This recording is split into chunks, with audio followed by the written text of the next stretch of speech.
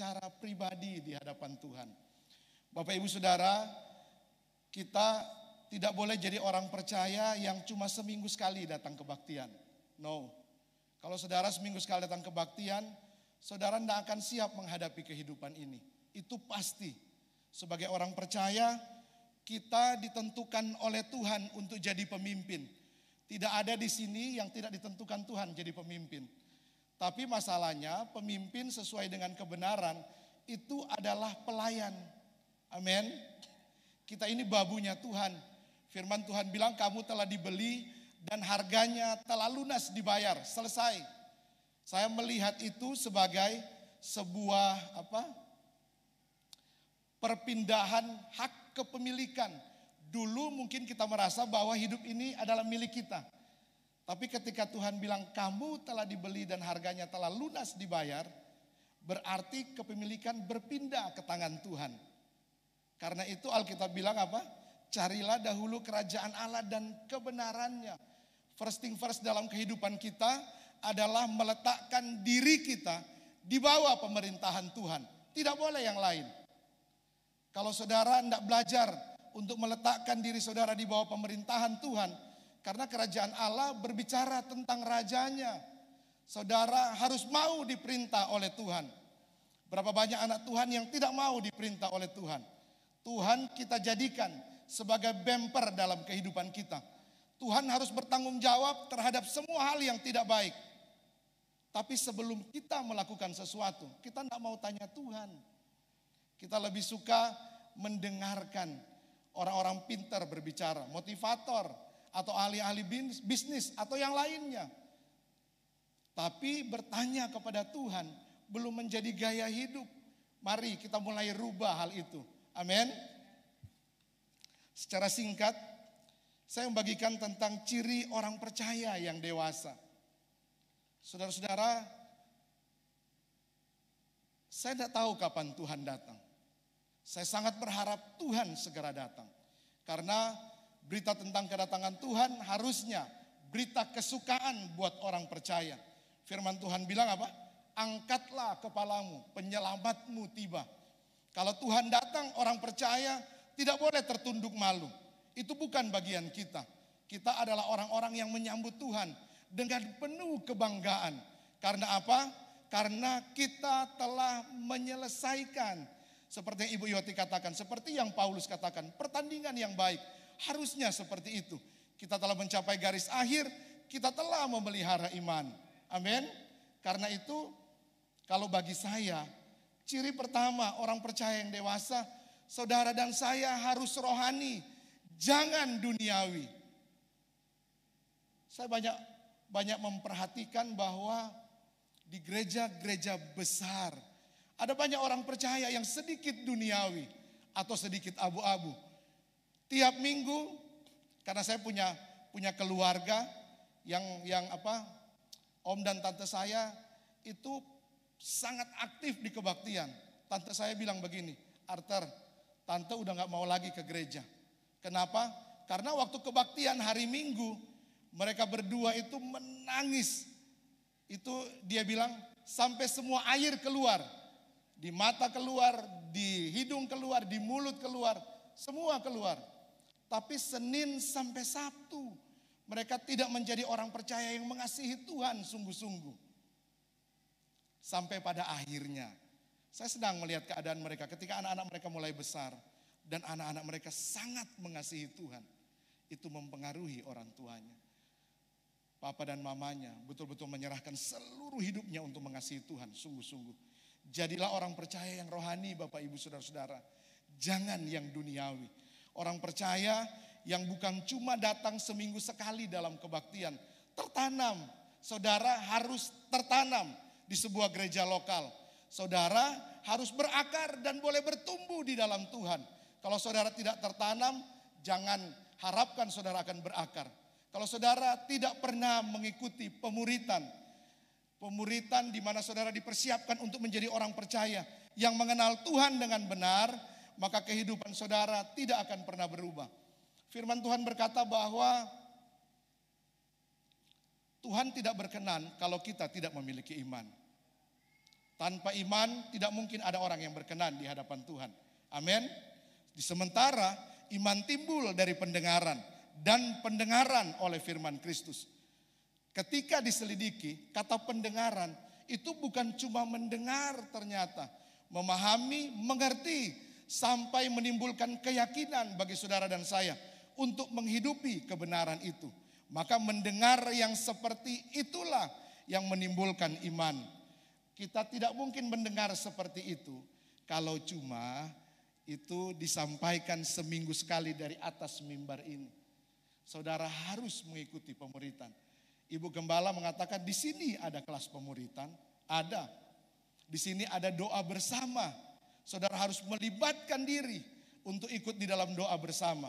Karena ketika kita melibatkan diri secara korporat untuk berdoa, saya percaya kehidupan rohani kita akan dibangun. Amin. Jadi orang percaya yang rohani, yang spiritual. Karena firman Tuhan bilang, iman itu adalah dasar dari segala sesuatu yang kita harapkan. Ibrani 11 ayat 1. Dan bukti dari segala sesuatu yang tidak kita lihat. Dasar dari pengharapan adalah iman. Tapi iman juga bukti dari segala sesuatu yang tidak kita lihat. Hal-hal yang rohani itu pada kenyataannya saudara tidak melihatnya. Ada yang pernah lihat Tuhan? Orang bilang Tuhan ada di sana. Pas kita ke sana ternyata cuma apa? Cuma tirisan air di dinding yang tiba-tiba memunculkan gambar mirip Yesus. Orang bilang itu Tuhan, itu bukan Tuhan. Minta maaf. Kalau kita tidak memiliki iman, tidak ada bukti bagi kita. Kan iman adalah bukti dari segala sesuatu yang tidak kita lihat. Tidak ada bukti untuk betul-betul meyakini tentang Tuhan. Saya pernah ingat ada satu cerita tentang, saya mungkin sudah pernah cerita di tempat ini. Ada seorang narapidana kasus narkoba yang dijatuhi hukuman mati. Dia ternyata pernah menerima Yesus sebagai Tuhan dan Juru Selamat. Dia berkebangsaan Australia. Ketika dia dijatuhi hukuman mati, dia ingin minta one call kepada pemerintah Indonesia untuk menghubungi orang yang pernah melayani dia untuk menerima Yesus sebagai Tuhan dan Juru Selamat. Tapi pemerintah tidak mengizinkan waktu itu ternyata. Tapi herannya beberapa hari kemudian hamba Tuhan itu datang menjumpai dia di penjara. Itu memang perbuatan Tuhan. Setelah itu hamba Tuhan itu bilang, saya tidak punya waktu untuk tiap-tiap hari datang mengajarimu kebenaran firman. Kamu harus baca firman Tuhan ini dan minta Roh Kudus terangi hatimu. Berikan roh hikmat dan wahyu untuk kamu boleh mengerti. Ini special case memang. Karena dia ada dalam penjara.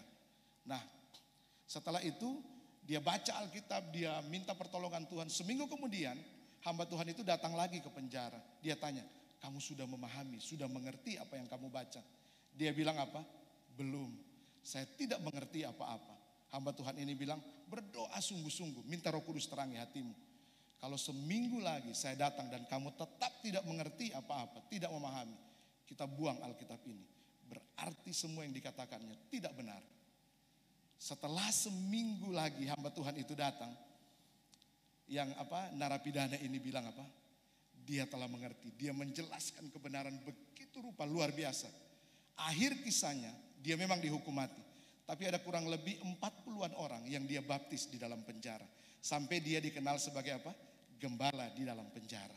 Wow, itu cerita keren sih. Tuhan kita, Tuhan yang hidup. Amin. Kitab Efesus pasal 4 ayat 13 bilang, tujuan orang percaya. Kita baca. Boleh tolong munculkan Efesus 4 ayat 13. Sampai kita semua telah mencapai kesatuan iman dan pengetahuan yang benar tentang anak Allah. Kedewasaan penuh dan tingkat pertumbuhan yang sesuai dengan kepenuhan Kristus. Coba bayangkan. Saudara, yang hamba Tuhan itu bukan cuma pendeta, minta maaf. Yang hamba Tuhan itu saudara dan saya. Amin. Kita tiba di masa perjanjian baru. Saudara dan saya adalah imamat yang rajani. Kita umat kepunyaan Allah sendiri. ditentukan untuk menyatakan Kristus yang tinggal di dalam kita kepada dunia yang terhilang. Karena itu Tuhan mau ketika saudara bertumbuh, tingkat pertumbuhan yang saudara harus capai adalah kepenuhan Kristus. Saudara dan saya harus menjadi seperti Kristus. Amin. Kalau kita tidak serius, kita tidak mungkin jadi anak Tuhan yang rohani. Minta maaf. Di mana-mana orang percaya seperti jadi bahan olok-olokan hari-hari ini. Kita jadi bahan ejekan saudara-saudara. Banyak pendeta-pendeta kita yang ternyata punya istri simpanan. Banyak orang yang telah membangun rumah tangga sekian lama. Tetapi pada akhirnya ini hamba-hamba Tuhan memutuskan untuk bercerai. Alasan apapun itu. Firman Tuhan bilang Allah membenci perceraian. Berapa banyak yang tiba-tiba didapati memiliki masalah yang berat. Yang berhubungan dengan finansial. Tidak dapat menguasai diri. Mari saya mengajak kita semua yang ada di tempat ini. Menjadi orang percaya yang betul-betul rohani. Amin. Yang seperti kata firman Tuhan, kitab Timotius bilang menjadi manusia Allah. Atau seperti yang dikatakan di bagian yang lain, saudara dan saya menjadi ciptaan yang baru di dalam Kristus. Jangan jadi orang percaya yang agamawi. Orang percaya agamawi menggunakan Tuhan cuma untuk kepentingannya sendiri. Tapi orang percaya yang rohani adalah orang percaya yang betul-betul mengasihi Tuhan dari kedalaman hatinya. Dengan segenap hati, segenap jiwa, akal budi, dan seluruh kehidupannya dia mengasihi Tuhan. Tahu enggak? Penyembahan adalah berbicara tentang keintiman. Keintiman itu bahasa orang dewasa. Iya toh? Kalau saudara intim dengan Tuhan, setelah saudara menyembah Tuhan, menyenangkan hati Tuhan, dan saudara itu minta dibayar oleh Tuhan, saudara bukan mempelai Kristus. Saudara pelacur, minta maaf. Kalau pelacur keintiman maunya dibayar. Sedangkan seorang istri, keintiman, menyenangkan suaminya, itu adalah hal yang sangat membahagiakan dia. Dia tidak butuh apa-apa kecuali suaminya. Masih ingat ketika pembagian tanah kepada suku-suku bangsa Israel? Suku Lewi tidak mendapatkan apa-apa. Tapi Tuhan bilang apa? Karena kepunyaan suku Lewi adalah Tuhan sendiri. Lebih baik kita tidak dapat apa-apa, tapi Tuhan menjadi bagian kita. Amin. Tapi di dalam Tuhan kan tersembunyi segala harta rohani yang tidak ternilai. Amin. Memiliki Kristus berarti memiliki seluruh hikmatnya. Memiliki Kristus berarti memiliki kuasa dan kekuatannya.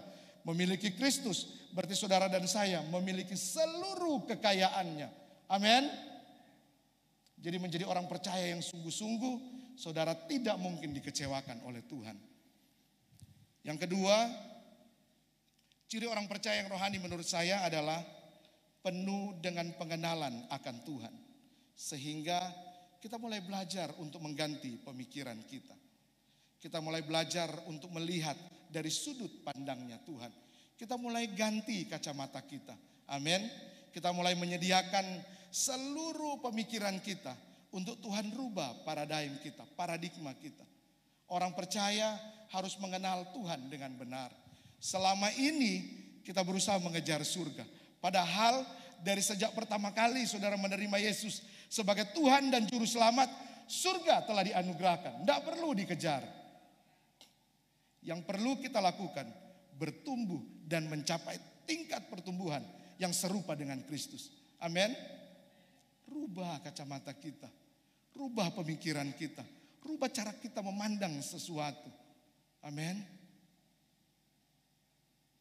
Salah satu yang penting, anak Tuhan ketika dia ada di rumah, dia mesti mencintai istri atau suami dan anak-anaknya. Itu penting. Dan itu sangat rohani.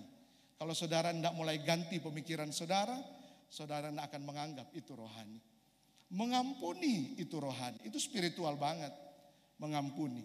Kalau kita tidak pernah merasakan dicintai oleh Kristus secara tulus, secara sepenuhnya, sulit bagi kita untuk mengampuni. Karena kita tidak mungkin mengampuni dengan kasih yang ada pada kita. Harus kasih Kristus yang tinggal di dalam kita. Itu yang dapat kita lepaskan untuk mengampuni orang. Saya pernah melayani orang tentang masalah mengampuni. Dia dendam kepada suaminya. Ketika saya katakan, kamu bukan tidak bisa mengampuni. Karena Tuhan sangat mengasihi kamu. Kasih Tuhan tinggal di dalam kamu. Kamu pasti bisa mengampuni. Yang saya kaget waktu dia bilang begini. Iyo, kita kuat boleh mau ampuni. Mar Pak Pendeta, kita nih mau ampuni tapi suami itu. Odoh, kita mau bilang apa nih kalau sebegitu. Saya mengajak dia untuk berdoa. Biar Tuhan yang bekerja di dalam hidupnya. Amin. Hal-hal yang rohani, kita butuh pengenalan akan Tuhan. Yohanes 17 ayat 3 mengatakan, inilah hidup yang kekal itu. Kan kita selalu hubungkan hidup yang kekal dengan surga. Mari baca. Inilah hidup yang kekal itu. Yaitu bahwa mereka mengenal Engkau satu-satunya Allah yang benar. Dan mengenal Yesus Kristus yang telah Engkau utus. Minta Roh Kudus terangi hati kita. Miliki pengenalan akan Tuhan. Saudara tidak mungkin mengenal Tuhan kalau saudara tidak mulai baca Alkitab saudara. Minta maaf, saudara harus baca Alkitab itu. Jangan puas cuma dengar firman dari atas mimbar. Karena Tuhan tersedia untuk tiap-tiap pribadi. Kita ada di zaman perjanjian baru. Yesus mati dan memberikan seluruh hidupnya untuk semua orang percaya. Bukan cuma untuk 1-2 orang. Di zaman perjanjian baru tidak ada pembawa panji. Tidak. Dan semua yang lari di belakang cuma figuran. Tidak ada. Kita tiba di zaman perjanjian baru. Tuhan hendak memakai saudara dan saya secara dahsyat dan luar biasa. Tapi kesempatan dibuka oleh Tuhan sama untuk tiap-tiap orang. Kalau saudara hendak memberi waktu Tuhan, jangan terlalu berharap lebih. Kan Tuhan ayah yang baik. Pemberian yang terbaik dari orang tua untuk anaknya adalah waktu. Bukan uang, bukan fasilitas. Waktu itu pemberian terbaik. Dalam membangun hubungan, orang yang sementara tunangan pasti tahu betul dalam membangun hubungan, pengorbanan yang paling besar adalah waktu. Amin. Bukankah untuk menunjukkan betapa besarnya Tuhan mengasihi kita, tirai bait Allah itu terbelah 2 dari atas sampai ke bawah. Supaya bukan cuma imam besar yang boleh masuk. Bukan cuma setahun sekali orang boleh masuk dan berbicara dengan Tuhan. Tapi setiap saat dada itu terbuka untuk semua orang. Amin. Yang ketiga,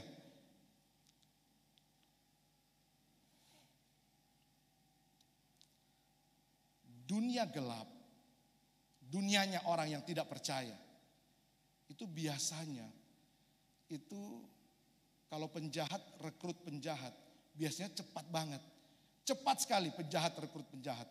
Orang yang mau jadi peminum diajak itu cepat sekali. Karena apa? Karena ada keteladanan. Lucu kan? Ada keteladanan. Kan kalau penjahat mau mentoring penjahat, itu selalu diajak untuk melihat kehidupan si penjahat itu. Anak Tuhan, kita suka mentor orang melalui perkataan. Tapi kita memberikan batasan untuk mereka tidak terlalu jauh melihat kehidupan kita.